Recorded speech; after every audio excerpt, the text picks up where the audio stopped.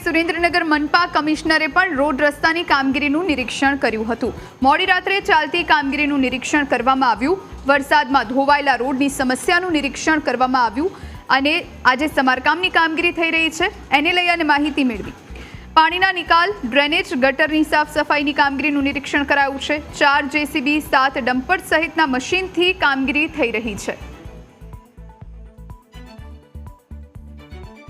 સુરેન્દ્રનગર મહાનગરપાલિકા દ્વારા ખાડા જે વરસાદના કારણે કઈક જગ્યાએ જે નુકસાન થયું છે અને કઈક જગ્યાએ પોટહોલ્સ ડેવલપ થયા છે એ નીચાણવાળા વિસ્તારમાં પાણી વોટરલોગિંગના કારણે એમાં જે ડેમેજ થયું છે એના માટે રિપેરિંગની કામગીરી સતત ચાલી રહી છે અને આ કામગીરી માટે અમારી સમગ્ર ટીમ છે એ કન્ટિન્યુઅસલી કામ કરી રહી છે।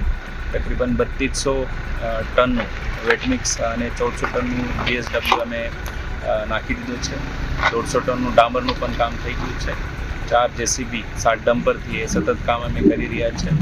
આ બાબત સુરેન્દ્રનગર મહાનગરપાલિકા વિસ્તારના કોઈ પણ વ્યક્તિને કોઈ રજૂઆત હોય તો અમે જે ફરિયાદ નિવારણ કેન્દ્રની ફોન નંબરની લાઈન જાહેર કરી છે એમાં આપણે કમ્પ્લેન કરવા વિનંતી કરવામાં આવે છે।